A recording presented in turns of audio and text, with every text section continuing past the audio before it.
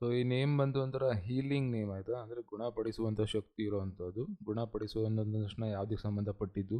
Medicine. ಯಾರಾದರೂ doctors ಆಗಿತ್ತು ಅಂತಂದರೆ ಹೀಲಿಂಗ್ ಫೀಲ್ಡಲ್ಲಿದ್ದರೆ ಅಂಥವ್ರಿಗೆ ಹೆಸರು ತುಂಬ ಚೆನ್ನಾಗಿದೆ. ಅದರಲ್ಲಿಲ್ಲ ಅಂತಂದರೆ ಇವರು ಬಂದು ಈ ವ್ಯಕ್ತಿ ಬಂದು ಯಾವಾಗಲೂ ಜನಗಳಿಗೆ ಒಳ್ಳೇದನ್ನೇ ಬಯಸ್ತಾರೆ, ಒಳ್ಳೇದನ್ನು ಮಾಡೋಕ್ಕೆ ಇಷ್ಟಪಡ್ತಾರೆ. ಇವರಿಂದ ಒಳ್ಳೇದಾಗುತ್ತೆ, ಜಗಳ ಮಾಡಿಸೋದೆಲ್ಲ ಇಷ್ಟ ಇರೋಲ್ಲ, ಕಾಂಪ್ರಮೈಸಿಂಗ್ ನೇಚರ್ ಇರುತ್ತೆ. ಸೊ ನೇಮ್ ಬಂದು ತಾಯಿ ಗುಣನ ತೋರಿಸುತ್ತೆ, ಕ್ರಿಯೇಟಿವಿಟಿನ ಕೂಡ ತೋರಿಸುತ್ತೆ, ಕನ್ಫ್ಯೂಷನ್ ಕೂಡ ತೋರಿಸುತ್ತೆ. ಡೇಟ್ ಆಫ್ ಬರ್ತ್ನ ಕರೆಕ್ಟಾಗಿ ನೋಡ್ಕೊಳ್ಳಿ ಆಯಿತಾ. ಏನೊಂದು KQ ನಂಬರ್ಸ್ ಏನು ಮಾತಾಡ್ತಾ ಇದ್ದೆ ನಾನು, 4 ಮತ್ತು 8ಕ್ಕೆ ಅಷ್ಟು ಚೆನ್ನಾಗಿ ಹೋಗಲ್ಲ ಹೆಸರು. ಅಂದರೆ 4ನೇ ದಿನ 13-31 ಆ ಥರ ಹುಟ್ಟಿದರೆ 17-26-8. ಸೊ ಈ ಒಂದು ಡೇಟ್ ಆಫ್ ಬರ್ತ್ ಅವರಿಗೆ ಈ ಹೆಸರು ಸೆಟ್ ಆಗಲ್ಲ, ಅಷ್ಟೊಂದು ಸೆಟ್ ಆಗಲ್ಲ. ಸೊ ಇದು ನೇಮ್ ಕರೆಕ್ಷನ್ ಮಾಡಬೇಕಾದ್ರೂ ಕೂಡ ಅಷ್ಟೇ, ಒಂದು A ಎಕ್ಸ್ಟ್ರಾ ಹಾಕಿದ್ರೆ ಸಾಕು, ಅಲ್ಲಿನ ಡಬಲ್ A ಮಾಡಿದ್ರು ಕೂಡ ಸಾಕು.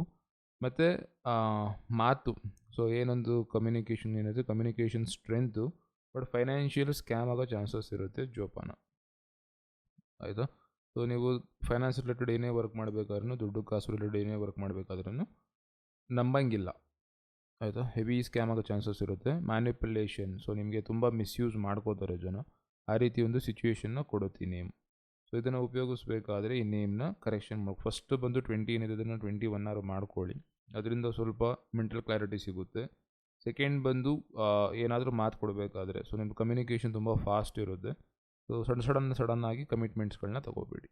ಸೊ ಮ್ಯಾನೇಜ್ ಮಾಡಬೇಕಾದ್ರೆ ಎಲ್ಲ ಸಾಫ್ಟಾಗಿ ನಡೀತಾ ಇರುತ್ತೆ, ಬಟ್ ಯಾರು ಸ್ವಲ್ಪ ಉಲ್ಟಾದರೂ ಕೂಡ ನೀವು ಅಗ್ರೆಸಿವ್ ಆಗೋಲ್ಲ, ಅದರಿಂದ ನಿಮಗೆ ಲಾಸಸ್ ಆಗೋದು ಮತ್ತು ಫೈನಾನ್ಷಿಯಲ್ ಸ್ಕ್ಯಾಮ್ ಆಗೋ ಚಾನ್ಸಸ್ ಜಾಸ್ತಿ ಇರುತ್ತೆ.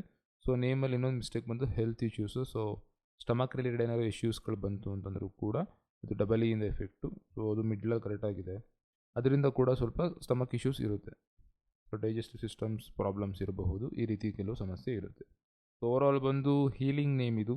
ನೇಮ್ ಕರೆಕ್ಷನ್ ಮಾಡ್ಕೊಳ್ಳಿ, 20-21 ಬೆಸ್ಟ್ ಅದು. ಸೊ ಎಂಥ ಸ್ಪೆಲ್ಲಿಂಗ್ ಪ್ರೊನೌನ್ಸಿಯೇಷನ್ ಕೂಡ ಜಾಸ್ತಿ ಏನು ಹೋಗಲ್ಲ, ಒಂದು ಏನ ಎಕ್ಸ್ಟ್ರಾ ಮಾಡಿ ಎಂಡಿಂಗಲ್ಲಿ ಆಯಿತಾ.